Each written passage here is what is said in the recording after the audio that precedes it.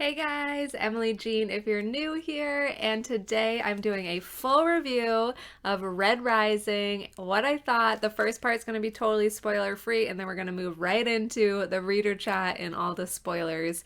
So if you want to find out, grab your coffee, grab your tea, and let's get cozy.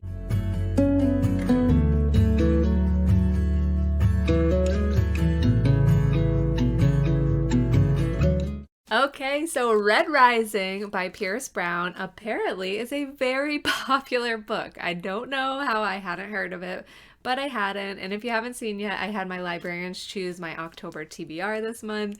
One of my librarians ran down the stairs and said, "You have to read this." So I was so excited to check it out. It's got like 289,000 reviews on GoodReads. And now that I've read it, I went and looked on BookTube for other reviews and saw that there are a ton out there. So I can't wait to watch those after I record this, because I'm so curious what other people thought about it. I ended up giving it 3 stars.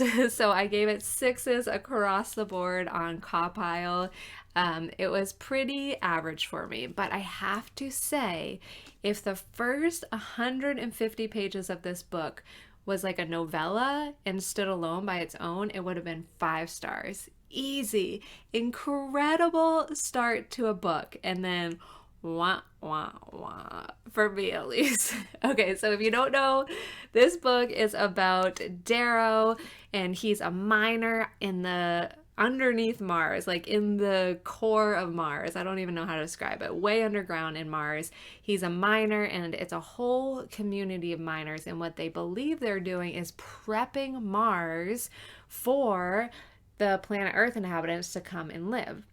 So they believe that they're toiling for the better of humanity, right? And they work really hard and they die young and they're mistreated. And they believe that it is all because they are helping. They're helping, right? And so that makes it worth it. Come to find out, that's not it at all. Mars is very much inhabited, and they are slaves who are toiling away with no hope for ever breaking out of this slavery. And then we get introduced to something called the Institute, and there's a whole hierarchy of people based on colors. The colors are like gold and red, and it's based on their eye colors and kind of what you're born into. And our main character, Darrow, makes it out from the mines and above the world and realizes what's going on. And so it's his story of figuring that out and being transformed. I mean, the beginning, there was love and loss and grief and torment of finding all of this stuff out, and it was amazing. But as soon as Darrow makes it to the Institute, it was just done for me. I didn't enjoy that part of it at all. So I think that's about all that I can do without spoilers. So hopefully you'll keep listening for the reader chat. I think a lot of people have already read this, but if you haven't and you don't mind spoilers, still hang out anyways. Okay, so my very first thoughts, spoilers coming, possible spoilers coming. Okay, so very first thoughts as I was reading the book, before I even got into it, was the color system. I just thought that it was going to be way too simplistic, and I was a little bit worried about how the book was going to pull together, because it just seemed overly simplified in the beginning. So that was my first initial thought. And then we get into like the dancing, and I liked the power in the dancing, and I wrote that I had a bit of foreshadowing on page 21 that the dancing was probably going to lead into fighting, that it was going to be the way that they trained without knowing that they were training to fight, and that ended up being true, right? And oh my gosh, when they did not get the laurel in the beginning, I was so frustrated and infuriated for them, and I could tell why all the older miners were just had this sense of defeat and like a lackluster and just no fight in them, because they'd experienced that over and over again. So that was really interesting to feel that emotional pull, like right in. It comes in with a bang, hits you with that emotional pull, and you're all there for it. I was definitely. And then page 23, we kind of figure out that it's the eye colors that are determining which casts they're in and what their colors are, which I thought was interesting.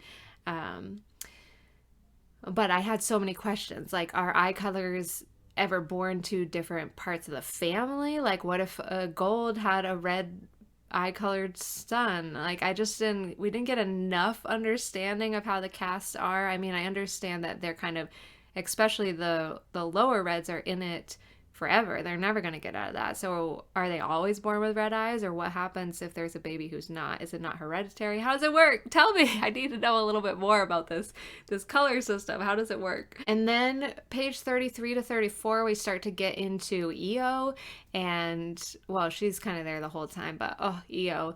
I don't know if I love her or I'm really, really frustrated with her. I mean, I think it's interesting the martyr role that she took on, but I really felt for Darrow when he was describing to her, like, we're here, we're having a family, like, love is just not something to risk that easily. Aren't we happy with our home? Aren't we happy with the things that we do have? And there's a lot that's not right, but is it worth the risk of dying? And so I think that brought up some really good questions about, is it worth the risk of dying? I don't know. And especially when we get to the end of the book, I'm like, I don't know. They could still be their happy family together.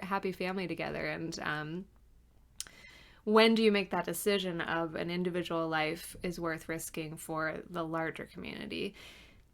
So raise some questions for me. Raise some questions. And then page 42, exactly, he says we were happy enough, and he's grieving so much, and I can feel that grief through the beginning of the story especially. And there's one part later on where he's just like, I want EO, I just want EO, and I can feel that grief. So Pierce Brown definitely has a way to pull that emotion out of you. I just wish we had seen that throughout the whole entire book, because once we got to Institute, it was just gone for me. I just did not have that pull, right?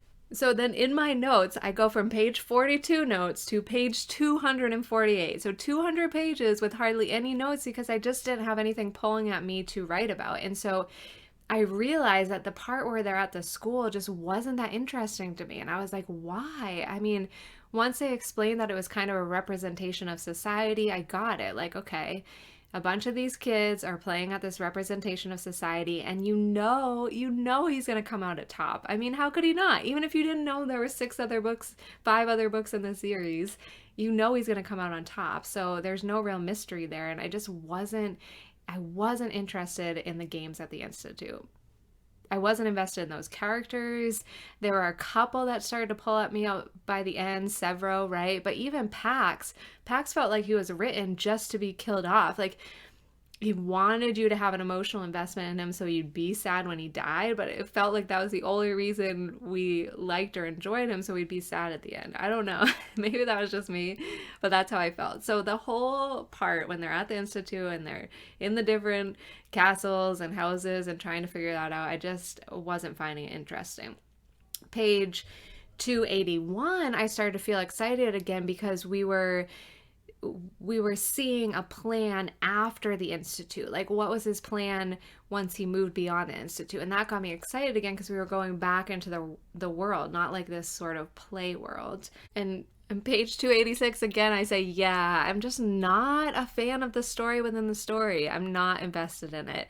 There were only 2 things during the Institute time that I really liked. One was the shared whipping. So page 304, where he figured out the solution to one of the guys had attempted harming one of the girls, and how he was like, how do I deal with this as a leader? And so he did this sort of, he had the guy whipped, but then he had the guy whip him because he was trying to say, as a leader, anything that you do is reflected on us as a whole. And I thought that was a really interesting response to the situation that he was in.